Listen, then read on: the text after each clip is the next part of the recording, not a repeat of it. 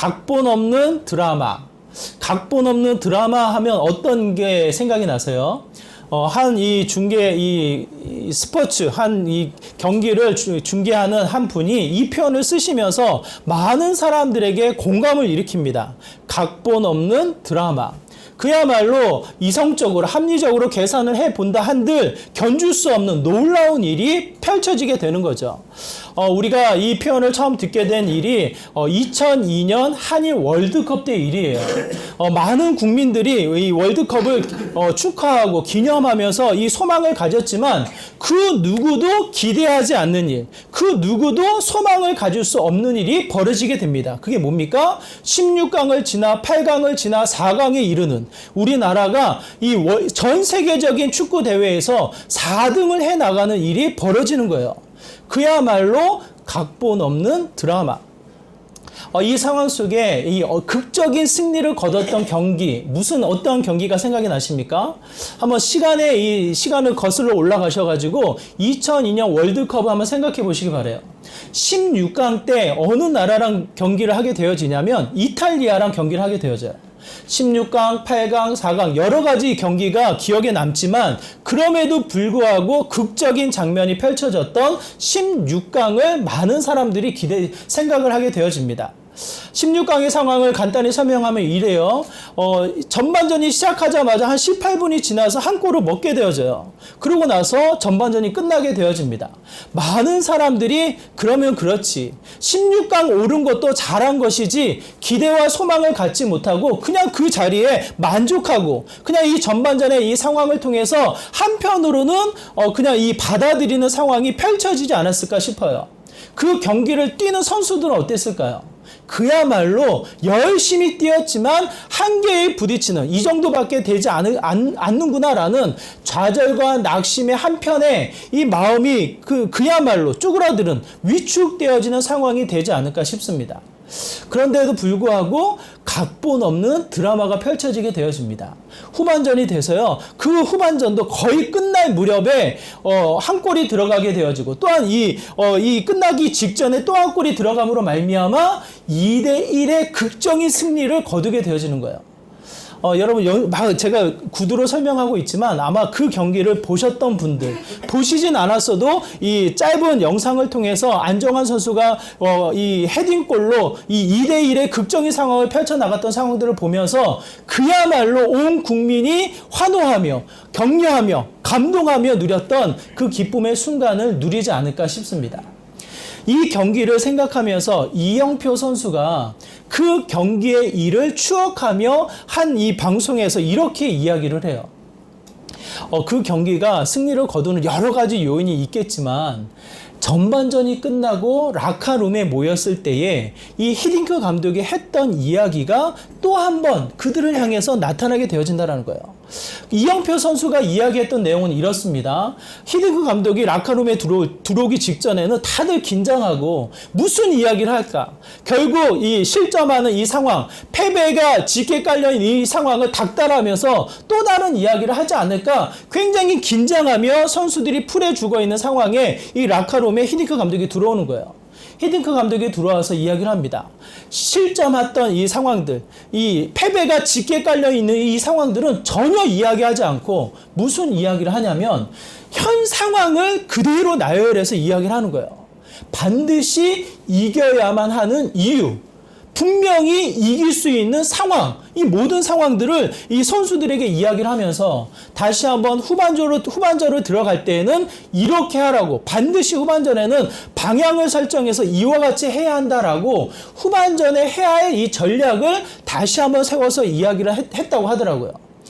그 15분의 이 라카룸의 시간들이 결코 길지가 않아요. 15분의 시간이에요. 반드시 그 시간은 지쳐있는 몸을 쉬어야 하고 그 쉬어있는 굳어져 있는 이 근육을 풀어나가면서 후반전을 준비해 나가야 하지만 그 자리에 이 세움을 받은 히딩크 감독은 또 한 번 이 선수들을 깨워나가는 일을 하게 되어집니다. 현 상황을 정확히 판단을 하게 하고 더 나아가 어디로 가야 할지, 어디로 나가야 될지, 방향을 무엇으로 설정해야 될지 후반부의 부족한 부분을 다시 한번 지적하면서 그 방향을 보충하는, 대안해 나가는 일을 하게 되어졌다라는 거예요. 그 세움을 얻어 이야기하고 있는 히데그 감독을 보면서 이 이영표 선수가 이렇게 이 마음이 생긴다라는 거예요. 후반전은 저 사람 때문이라도 죽기 살기로 싸워야겠구나, 죽기 살기로 뛰어야겠구나 라고 생각을 하게 됐다라는 거예요. 후반전에 시작되어지면서 정말 열심히 경기를 임하게 되었고 그 누구도 기대하고 소망하고 상상할 수 없는 극적인 승리를 거두게 되어집니다. 이영표 선수가 수많은 일들을 기억하지만 그 자리에 15분을 통해서 이야기 들었던 히데그 감독의 이야기를 통해 다시 한번 본인이 뛸 수 있었던, 본인이 승리를 소망하며 달려나갈 수 있었던 그 일을 추억해서 이야기를 합니다. 그 시간을 가리켜서 하프타임이라고 표현을 해요. 하프타임. 한 작가는 하프타임이라는 제목을 통해서 글을 썼는데 수많은 인생의 사람들, 수많은 삶 속에 하프타임이 있다라는 거예요. 전반전을 열심히 뛰었다면 후반전을 기대해야 되고 후반전까지 열심히 뛰었다면 알 수 없는 연장전까지도 준비하며 그 잠깐의 쉬는 시간을 통해서 또 한 번 하프타임을 통해 우리에게 주어지는 메시지가 놓여져 있다는 것을 이야기합니다. 오늘 본문에 우리가 읽은 본문을 가만히 살펴보면 저는 이 장면이 하프타임이 아닐까라는 생각이 들어요. 선수는 모세이고 감독은 누구입니까? 하나님이셔요. 이미 모세는 전반전도 뛰었고 어쩌면 후반전도 다 뛰어서 이 아무런 소망, 아무런 기대감을 갖지 못하는 상황이 아닐까. 마태복음 7장에 보면 이 모세의 삶을 세 번의 이 기로 나누어서 이야기를 합니다. 3개월이 지난 그때에서부터 40세에 이르는 이 기간을 한 기로 여기고 41세에서부터 80세에 이르는 그 기간을 두 번째 기간으로 여기고 80세에서부터 그 모세가 죽은 나이가 120세거든요. 120세까지 40년의 시간을 세 번으로 나누어서 3기의 삶을 이 사도행전 7장에서 기억해서 이야기를 하거든요. 그 말씀을 살펴보면 이래요. 1기로 40세까지 살았던 모세의 삶은 어떠한 삶입니까? 애굽의 왕자로서 권위를 가지고 직위를 가지며 많은 힘을 누렸던 자의 모습으로 살게 되어져요. 그런데 그것으로 끝나는 것이 아니라 41세에서부터 80세까지는 어떠한 삶을 삽니까? 도망자의 삶을 살아요. 왕자에서부터 그야말로 바닥으로 바닥으로 내려와서 도망자의 삶처럼 쫓겨 살아가는 삶으로 미디안 지역에 가서 살게 되는 현장을 보게 되어집니다. 오늘 본문은 언제 하나님이 찾아온 본문입니까? 화려한 왕자로서의 모습에 찾아왔을까요? 아니면 마지막 죽음의 끝자락에 하나님이 찾아오셨을까요? 그렇지 않은 거예요. 하나님이 찾아오는 그 순간은 40세가 지나 80세가 되고 나서 그때 찾아온 순간인 거예요. 어쩌면 스스로 자신의 모습을 보았을 때 어떻습니까? 그야말로 실패자의 모습. 하나님이 찾아오셔서 그 모세에게 하시는 말씀이 무엇이냐면 이젠 때가 됐다. 너가 이제는 그 이스라엘 백성에게 가라. 그 이스라엘 백성이 누구에게 잡혀져 있습니까? 애굽 땅의 왕에게 잡혀있는 그 상황이 있을 텐데 그 자리에 가서 바로 왕에게 가서 이스라엘 백성을 구원하는 일을 이제서야 네가 해라 라고 말씀을 하는 거예요. 그게 오늘 본문에 우리가 읽은 이 전 부분의 배경의 말씀이에요. 그 말씀을 들은 모세의 마음이 어떨까요, 여러분? 모세의 마음이 쭈그라들겠죠. 왜? 전반전, 후반전 완전히 실패했으니까. 완전히 본인이 열심히 싸워봤지만 자신의 모습은 어떻습니까? 완전히 초라한 자의 모습이니까. 그 모습을 통해서는 내가 갈 수 없노라고. 하나님이 주시는 요청, 네가 가라 라고 말씀하셨을 때에 그 영광의 말씀을 받아 내가 가겠습니다 할 수 없는 처절한 실패자요, 처절한 좌절이요, 낙심이요, 그 어떠한 곳에서도 희망을 가질 수 없는 자의 모습인 것을 성경은 우리에게 보여주고 있습니다. 그 자리에 하나님이 무엇을 가르치고 계시냐고요. 오늘 본문의 이 11절, 12절, 13절, 14절의 말씀이 하나님이 모세를 깨워나가는 말씀인 것으로 우리가 보게 되어집니다. 저는 이 말씀이 모세에게만 주어진 말씀이 아니라 저와 여러분, 특히 2023년도를 열어가면서 2023년도 그 어떠한 상황, 그 어떠한 기대, 그 어떠한 소망이 우리에게 주어져 있는지 알 수 없지만 그 상황 앞에 주시는 하나님의 말씀인 것으로 여러분이 귀를 기울여 집중해 보시기를 바라요. 첫 번째 뭐라고 이야기합니까? 이 하나님이 주신 말씀에 모세가 턱없이 이 하나님의 말씀이 들리지가 않거든요. 모세가 오히려 하나님 앞에 이와 같이 말씀을 합니다. 뭐라고 말씀하시냐면 11절의 말씀인데요. 우리 11절의 말씀, 쉬운 성경으로 표현되어진 말씀입니다. 우리 11절의 말씀 함께 읽겠습니다. 시작. 그러자 모세가 하나님께 말했습니다. 제가 누구인데 그런 일을 합니까? 어찌하여 제가 파라오에 가서 이스라엘 백성을 인도해 내야 합니까? 누가 그래요? 하나님이 주신 말씀, 이제는 때가 됐다. 이제는 네가 가라. 그 영광의 이 명령 앞에 그 명령을 받은 모세가 이와 같이 말씀하는 거예요.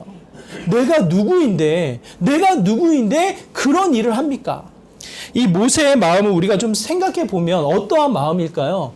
실패했잖아요. 본인이 열심히 이 애굽의 왕자로 있을 때에 본인이 한번 해봐야겠다. 애굽의 왕자로 있을 때 이 모세에게 무슨 마음이 들었냐면 하나님이 괜히 나를 왕자로 세웠겠냐고요. 죽어야 될 그 상황임에도 불구하고 구원하셔서 모세의 왕자로 세운 것은 하나님의 뜻이 있을 거야. 거룩하잖아요. 정말 귀한 마음 아니겠어요? 그럼에도 불구하고 모세의 그 마음을 가지고 뭔가 하려고 했을 때에 무슨 일이 벌어집니까? 실패를 하게 되어져요. 이스라엘 백성 한 형제가 이 애굽의 사람에게 억울한 이 일을 받으면서 억울하게 매를 맞고 있는 거예요. 한번 생각해 보세요. 우리 형제가 매를 맞고 있다 생각해 보세요. 이 애굽의 왕자로 있었던 모세가 이 마음의 선한 마음을 가지고 본인의 형제 이스라엘 백성을 구하고자 앞장서서 나섭니다. 그러다가 애굽의 사람을 쳐서 죽이는 일이 벌어지고 말아요. 본인의 열심이 극에 달하자 결국에는 사람을 죽이는 일이 벌어지면서 그 일을 숨기는 일이 벌어지게 됩니다. 이제는 내가 이스라엘 백성을 위해서 뭔가 해야겠다. 힘이 있고 권위가 있고 내 마음이 순수하니까 뭔가 해야겠다라고 해서 열심을 향해 나갑니다. 그때 무엇으로 부딪혀요? 이스라엘 백성이 인정을 안 해요.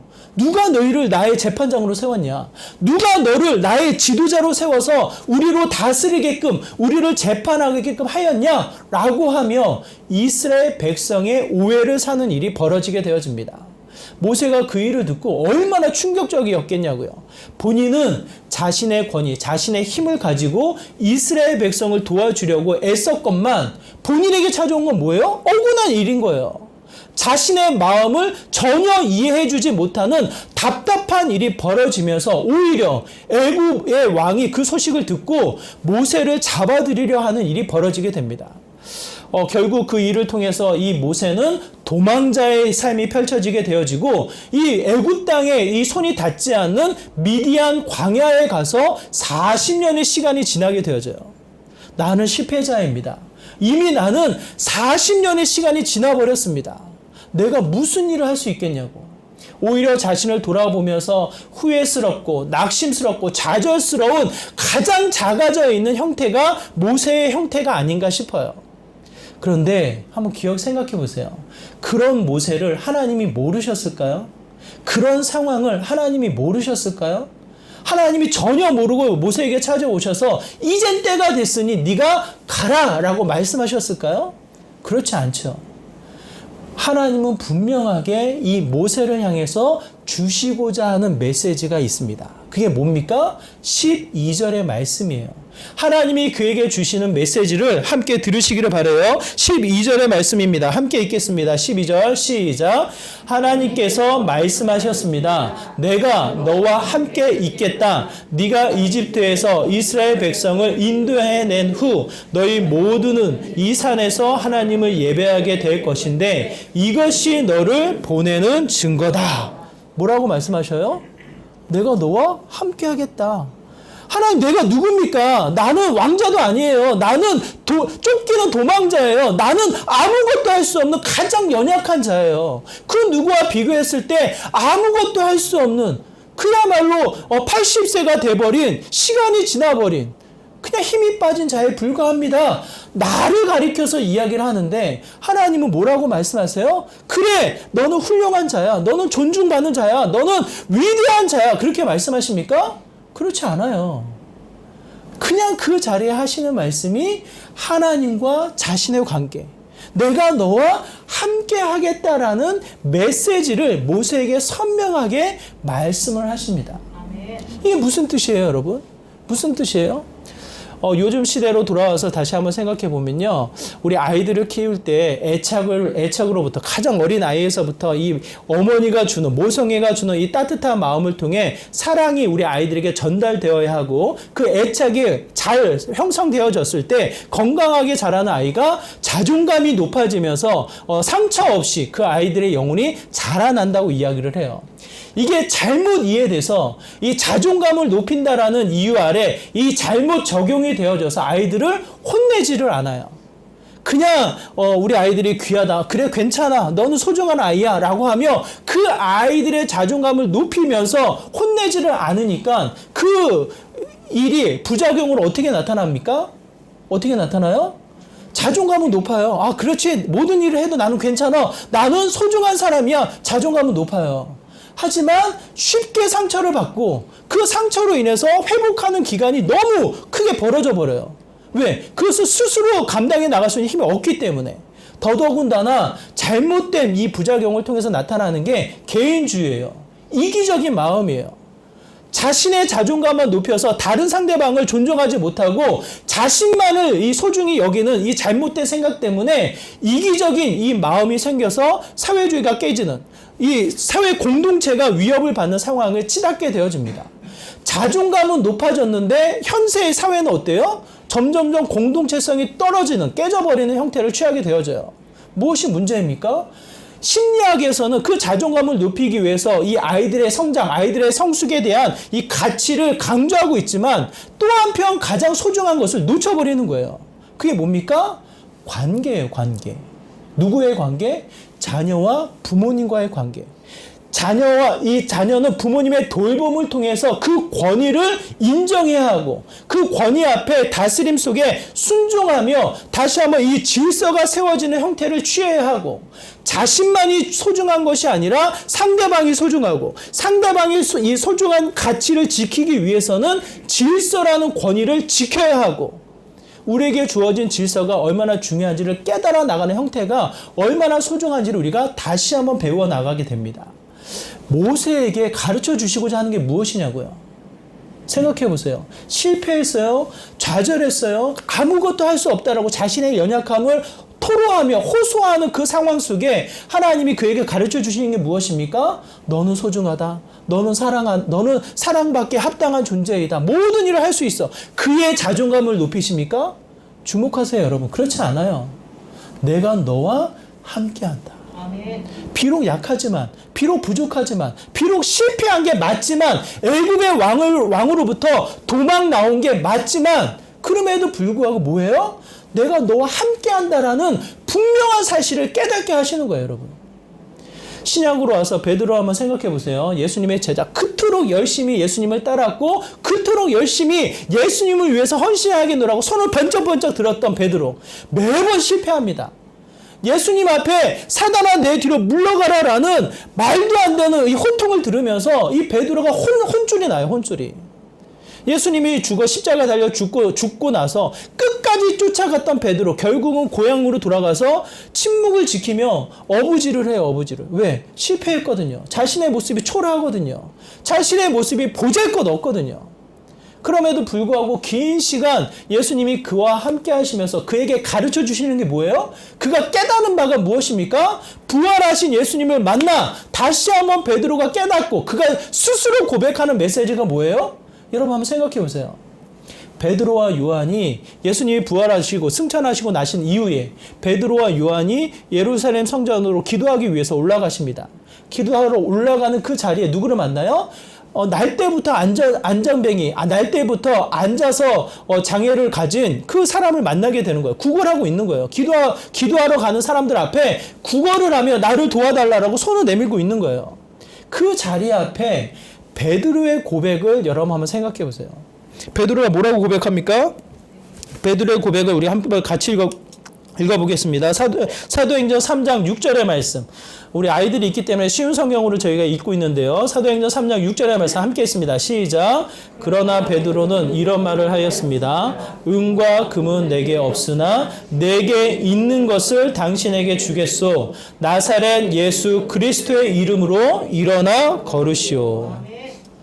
여러분 이게 무슨 말이에요? 예전에 만약 베드로였다면 내가 당신을 위해서 기도하겠다고. 예전에 만약 베드로였다면 그 사람을 스쳐 지나갈 수도 있겠죠. 혹여나 무시할 수도 있겠죠. 근데 이 뭔가 긴 시간을 통해서 베드로가 깨달은 게 무엇입니까? 내게 은과 금이 없어도 되는 거구나. 내게 학문이 없어도 되는 거구나. 내게 그 어떠한 힘, 그 어떠한 능력이 나에게 없어도 되는 거구나. 내게 있는 것이 무엇입니까? 내 삶과 함께 동행하는 것이 무엇입니까? 나에게 힘, 나에게 능력이 되는 게 무엇입니까? 오직 하나, 예수 그리스도. 내게 있는 그 하나, 예수 그리스도의 이름으로 일어나 걸으라. 그 한마디의 고백을 이루는 거예요. 그 한마디의 고백이 능력으로 나타나서 날 때부터 안증뱅이였던 그 자가 마른 뼈에 살이 붙듯 다리에 근육이 생기고 힘이 생겨 다시 한번 그 온 성전을 뛰어다니며 그가 구걸했던 것은 도움이었고 그가 구걸했던 것은 단 하나의 이 양식이었는지 모르겠지만 그의 생명이 완전히 뒤바뀌는 인생의 전환점을 맞이해 나가는 형태를 갖게 되어집니다. 무엇을 통해서요? 나와 함께 하시는 예수 그리스도. 모세에게 가르쳐 주신 게 무엇이냐고요. 내가 너를 다시 이 외모를 이 40대로 돌려놓겠다. 그렇게 말씀하셔요? 그렇지 않아요. 주름이 있고 힘이 빠졌어도 상관없는 거예요. 말을 저는 못합니다. 모세가 늘상 하는 이야기가 그거거든요. 저는 이 말이 둔한 자입니다. 괜찮다. 내가 그 모든 것을 안다. 그러면서 다시 한번 모세에게 선명히 깨닫게 하시는 게 무엇입니까? 내가 너와 함께한다. 2023년도 여러분의 펼쳐진 상황을 한번 생각해 보세요. 굉장히 어둡습니다. 굉장히 힘이 빠져요. 뭔가 새롭게 시작해야 되는데 두려움이 커요. 답답해요. 왜? 보이지 않으니까. 뭔가 계산을 해보아도 이 계산이 1 더하기 1, 2가 뻔하게 나타나기 때문에 계산하기가 싫어지는 게 인생의 우리 시작점이에요.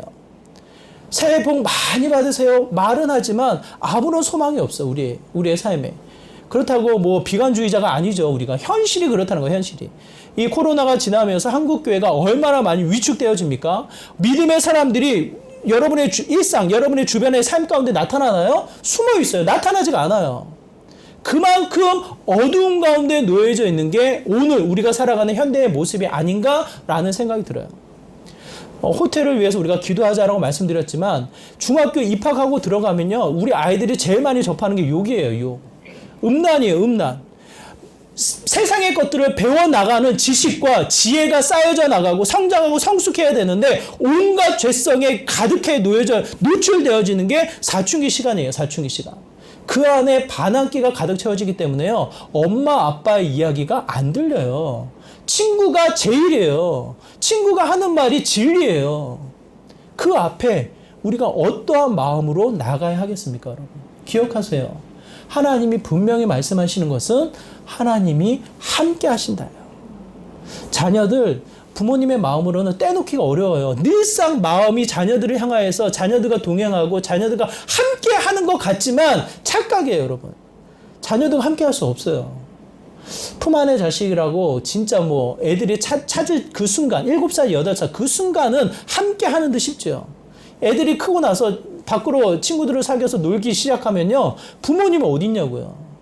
그냥 이 아이들 놀고 싶은 대로 놀면서 또 지네들 분주하게 세상 쫓겨 살아가면서 살아가는 게 아이들의 형태라고요. 함께 할 수 없다고요. 그 아이들에게 해줄 수 있는 말이 무엇이냐고요. 그 아이들에게 선명하게 그들의 영혼, 그들의 마음속에 새겨 넣을 수 있는 가치가 무엇이 있겠냐고요. 여러분 기억하시기 바랍니다. 하나님이 긴 80년의 시간을 통해서 모세에게 새겨 넣으신 일이 그거예요. 내가 너와 함께 하겠다. 그 자체가, 그 가치가 또 한 번 모세를 일으키는 일이 벌어지게 되어집니다. 여기서 끝난 것이 아니라 함께 하시는 그 하나님이 누구신데요? 함께하는 하나님이 누구신데요? 이 모세가 또 한번 묻습니다. 이스라엘 백성이 나를 향해서 내가 분명 40대 그 앞에 섰는데 누가 너를 세웠냐? 누가 너를 우리의 이 재판장으로 세웠냐 물어봤잖아요. 이번에 똑같이 나를 누가 세웠냐고, 누가 나를 보냈냐고 물어보면 내가 하나님을 뭐라고 설명합니까? 이 하나님에 대해서 질문을 하는 거예요. 두 번째 채우는 메시지, 이 하프타임을 통해서 다시 한번 모세를 세워나갈 때 선명하게 가르쳐주는 두 번째 메시지가 14절의 말씀이에요. 우리 14절의 말씀도 우리 함께 읽도록 하겠습니다. 14절입니다. 함께 읽습니다. 시작. 하나님께서 모세에게 말씀하셨습니다. 나는 스스로 있는 자이다. 너는 이스라엘 백성에게로 가서 스스로 있는 분이 나를 너에게 보내셨다고 말하여라. 뭐라고 이야기합니까? 굉장히 중요한 표현이에요. 66권에 여러 가지 표현이 있지만 오늘 여러분 한 가지 꼭 기억하시기 바랍니다. 하나님은 어떠한 분이십니까? 스스로 있는 자. 에고에미. 이 신약에 와서 헬라어로 표현했을 때는 에고에미라는 표현을 써요. 나는 나다. 무슨 뜻입니까? 세상의 그 어떠한 것과 비교할 수 없는 거예요. 세상의 그 어떠한 무리, 그 어떠한 가치, 그 어떠한 사람, 그 어떠한 존재와 하나님과 비교할 수 없는 그 어떠한 게 없어요. 하나님을 빗대어서 아버지라고 표현을 하지만 우리가 알고 있는 아버지가 하나님의 어떤 똑같은 성품을 가졌다 표현할 수 없는 거예요. 그 하나님의 어느 한 부분을 알기 위해서 우리의 눈높이에 맞춰서 설명하기 위해 아버지라는 단어가 들어가 있을 뿐 이 땅의 그 어떠한 것도 하나님과 비교할 수 없는 그 무리, 그 어떠한 가치가 없습니다. 하나님이 유일하신 거예요. 그 하나님을 통해서 어떻게 나타납니까? 그 하나님은 그 어떠한 것에 의존하지 않으시고 그 어떠한 것에 의지하지 않으시고 스스로 나타나고 존재하시는 거예요. 하나님이 만약 지금 우리가 예배를 드리는데요. 만약 여러분 예배의 자리에 나오지 않으면 이 기쁨의 교회는 텅텅 빌 거예요. 그렇죠? 그러면 이 교회 자체의 의미가 없겠죠. 우리는 그렇게 생각할 수 있어요. 내가 있으니까 우리가 이 자리에 모여서 예배를 드리니까 이 교회가 의미가 있겠지라고 생각할 수 있단 말이에요. 내가 예배를 드리니까 하나님이 그 영광을 받으시는 거지 이렇게 생각한단 말이에요. 그래서 이 신약에 뭐라고 표현합니까? 너희들이 예배를 드리지 않아도 너희들이 이스라엘 백성이 찬양하지 않아도 어떻게 합니까? 하나님은 찬양받기 위해서는 지나가는 이 발에 부딪히는 돌덩어리로 하나님을 찬양하게 할 수 있는 거예요. 하늘에 날아다니는 새를 통해서 하나님을 찬양하게 할 수 있는 거예요. 하나님이 뭔가 부족해서 하나님이 예배를 통해서 본인을 채우기 위해서 이 예배의 공간이 나타나는 것이 아니라 하나님은 스스로 존재하시는 거예요. 스스로. 이 예배의 공간, 이 예배의 이 순간은 누구를 위해 존재합니까? 누구를 위해서? 나를 위해서 존재하는 거예요. 나를 위해서. 한번 따라해 보세요. 나를 위해서. 이 자리에서 가장 은혜를 많이 받는 사람이 누굽니까? 예? 누구예요? 저예요, 저. 설교 큰 소리를 혼자 떠들고 있는 저예요. 왜? 한 주 내내, 몇 주 내내 말씀을 읽으면서 묵상하면서 하나님 이런 분이시구나 이 마음을 감동으로 누리면서 이 마음으로 먼저 누렸기 때문에 이렇게 이야기하면서 확신을 가지고 선포하고 있기 때문에 아마도 이 자리에서 가장 은혜 받는 게 저일 거예요. 저. 하나님은 나를 위해서 이 공간을 허락하셨구나. 저는 그렇게 고백을 해요. 여러분의 삶도 마찬가지예요. 하나님은 채동배를 위해서 존재하시는 분이 아니셔요. 하나님은 나를 위해서 존재하시고 스스로 하나님의 영광을 받을 수 있는 충분한 분이시지만 한 사람 한 사람을 허락하신 함께 하시는 그 하나님을 온전히 누리게 하심으로 말미암아 하나님을 어떻게 하십니까? 증명케 하기 위하여 하나님을 온전히 알게 하기 위하여 하나님이 임하신다라는 거예요. 당신을 위해서 하나님은 존재하십니다. 당신을 사랑하십니다. 물론 그렇게 표현을 하죠. 왜? 하나님의 사랑은 무한대니까. 그렇지만 나를 먼저 사랑하시고 나를 사랑하시는 그 하나님이 당신도 사랑하시는 거예요. 그러면서 오늘 본문은 뭐라고 이야기합니까? 스스로 존재하시는 거예요. 스스로. 모든 것을 지으시고 모든 것을 이끌어 나가시는 인도해 나가시는 여호와 하나님. 그 하나님을 통해서 한번 생각해 보세요. 모든 것을 지으시고 모든 것의 주인 되시며 모든 것의 답이 되시는 하나님이 나와 함께 한다고 한번 생각해 보세요. 우리 아버지가 뭐 삼성그룹과 비교되는 그와 같은 재벌이다 한번 생각해 보세요, 여러분. 어때요, 마음이? 은수야, 어때? 우리 아빠가 LS 선전의 회장이야. 어때? 마음이 어때? 든든하죠. 마음이 힘이 나죠. 그 아버지가 나와 함께 한다고 했을 때 학교 가는 게 두렵지 않죠. 아무 문제가 되지 않잖아요. 왜? 그와 같은 분이시니까. 그 모세에게 그 가치를 선명하게 가르쳐 주시는 거예요. 내가 너와 함께 하는데 그 하나님이 누구시냐? 스스로 있는 자다. 이 이집트, 애굽의 이 바로 왕은요, 이집트는, 여러분이 이 세계사를 통해서 배웠는지 모르겠지만 기억하실 거예요. 이집트는 다른 나라의 이 침략을 받지 않아요. 오랜 시간 동안 왕족이 지켜지는 나라예요. 그게 무슨 특징이 있냐면, 왕이 곧 신이에요, 신. 그러니까 그 이집트에 우리가 알 수 없는 불가사리한 이 피라미드가 세워지면서 신격화되어진 왕의 형태가 나타나는 거예요. 무슨 의미입니까? 그 아무리 신격화된 왕이 있다 한들 그 왕이 철저하게 무릎을 꿇고 그 왕이 철저하게 굴복당해질 그 존재가 누구십니까? 하나님이시란 거, 하나님. 10가지 재앙을 통해서 선명하게 보여주시는 게 그렇잖아요. 바로가 강박한 마음을 가지고 뭔가 본인이 잡으려고 애를 쓰지만 결국 바로 왕조차도 어떻게 됩니까? 하나님의 존재를 무시할 수 없는 거예요. 하나님이 하시는 일을 방해할 수 없는 거예요. 그만큼 능력이 있으시며 이 땅을 이끄시는 스스로 있는 자 여호와 하나님, 그 하나님이 어떻게 하십니까? 나와 함께 하신다. 이 사실을 다시 한번 모세에게 선명하게 가르쳐주고 계십니다. 그 이후로 80세 이후로 120세의 이 흔적이 40년의 시간이 평생에 이 이스라엘 백성이 그 역사의 흐름 속에 무시할 수 없는 그 모세를 통해서 주어진 율법이 이스라엘 백성, 오늘날에도 영향력을 주는 일로 남게 되어집니다. 그의 영향력이 지금도 존재한다니까요. 한번 생각해 보세요. 저는요, 실패했어요. 저는요, 시간이 너무 많이 가서 더 이상 뭔가 할 수 있는 소망이 없어요.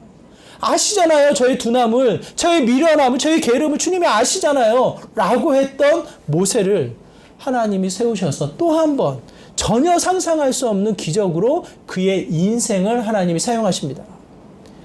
하프타임을 통해서 코치가 되어서 하나님이 그에게 가르쳐 주시죠. 무엇을요? 내가 너와 함께한다. 그 하나님이 정말 모든 것을 시작하고 이루시는 스스로 있는 자임을 선명하게 말씀하시면서 이야기하셔요. 저는 그 음성을 저와 여러분이 함께 듣는 믿음의 귀한 자리가 되기를 소망합니다. 다윗이 이렇게 고백을 합니다. 시편 139편 46절의 말씀인데요.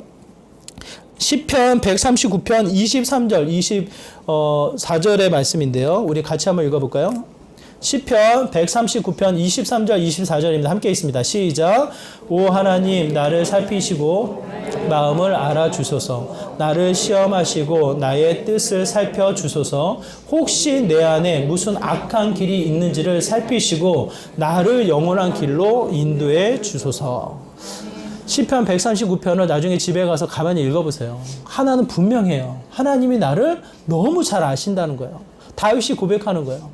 하나님이 나를 너무나도 잘 아시기 때문에 다윗이 하나님을 향해서 고백을 합니다. 나를 살피시고 두루두루 나를 아시는 그 하나님, 다시 내 삶의 생명력으로, 내 삶의 영향력으로 나를 인도해 주옵소서라고 기도하는 장면이 나오게 됩니다. 하프타임은요, 여러분 생각해 보세요. 우리 감독님도 계시지만, 지나간 시간의 이 지나간 시간을 실수를 끄집어 당겨서 좌절을 시키고, 낙심을 시키고, 이거 왜 이렇게 해서 이 닥달을 하면서 이 귀를 죽게 만드는 일이 아니에요. 오히려 그것은 지나간 일이에요. 하지만, 다시 한번 주어진 상황을 정확히 판단하게끔 설명하고, 나아가야 할 방향을 제시하는 게 감독의 역할입니다. 하나님은 우리 인생의 감독이 되셨어요. 다 아셔요. 여러분의 지금 모습 멋지게 하고 계시지만 얼마나 이 속이 타들어가고 얼마나 이 삶이 부딪히고 있는지를 하나님이 다 아신다니까요. 제 속도 그래요, 솔직히. 그런 모습을 다 아시고 하나님이 말씀하신다고 저는 생각을 해요. 뭐라고 말씀하십니까? 진짜 너와 함께한다. 아멘. 2023년도. 그래서 그 삶이 기대가 되고 소망이 되고 어떠한 일이 벌어지든지 간에 그 일은 내 책임 아닌 거예요. 내가 감당할 수 없는 거예요. 스스로 계신 그 하나님이 이끌어 나가시기 때문에 또 한 번 내가 기대하는, 내가 소망하는 기적의 삶이 주어지는 거예요. 저에게 주어지는 시간, 저에게 주어지는 생명, 나에게 있는 힘으로만 살아가는 것이 아니라 나의 인생의 시작이요, 나의 삶의 인도자가 되시는 하나님께서 함께 하심으로 말미암아 그가 책임지는 믿음의 삶이 된다라는 것을 성경은 우리에게 분명하게 말씀하고 계십니다. 그 하나님, 그분의 코치를 여러분 받지 않으시겠어요? 다시 한번 그분의 음성에 귀를 기울이셔서 남은 시간을 집중해 보세요. 모세는 80에 받았습니다. 우리 어린아이 젊은이들에게 말씀드리는 게 아니에요.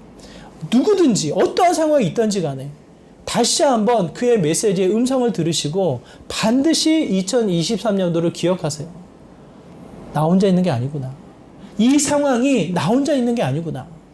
스스로 계신 이 땅에 지으시고 이 땅의 인도자가 되시는 여호와 하나님께서 스스로 존재하시는 그가 나와 함께 하시는구나. 아멘. 그 은혜를 다시 한번 기억하셔서 그 은혜 앞에 주님만을 바라보며 주님을 믿고 신뢰하며 달려나가는 믿음의 귀한 한 해가 되기를 다시 한번 부탁을 드립니다.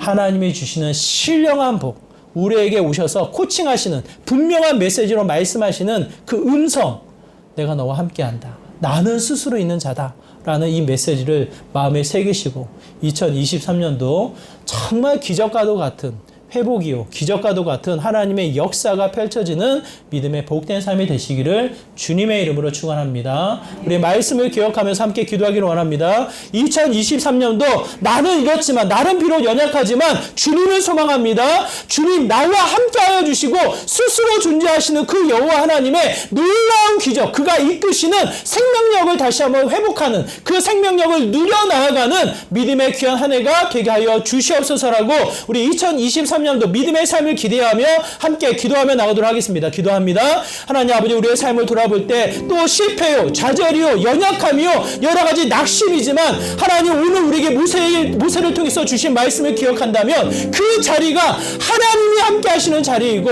하나님의 능력, 하나님의 생명력, 하나님의 영향력을 경험하는 믿음의 귀한 자리임을 이 시간 고백합니다. 하나님 일하여 주실 때 다시 한번 주님만을 바라보는 2023년도가 되기를 소망합니다. 하나님 나의 두려움과 나의 연약함과 나의 답답함으로만 멈추지 않게 하여 주시고 다시 깨어 주님 앞에 나아가는 믿음의 귀한 셈이 되게 하여 주시고 주님 스스로 있는 자, 하나님의 이 땅을 지으시고 이끄시는 하나님의 능력을 경험케 하여 주시고 하나님 앞에 소망을 품고 하나님을 기대하며 달려나아가는 믿음의 귀한 자리가 되게 하여 주시옵소서. 하프타임을 통해서 다시 한번 달려나가는 믿음의 시간이 되길 소망합니다. 코칭이 되시는 여호와 하나님 따르게 하시고 그 안에 거하게 하시고 주님과 함께 달려나가는 믿음의 귀한 자리 되게 하여 주시옵소서. 주님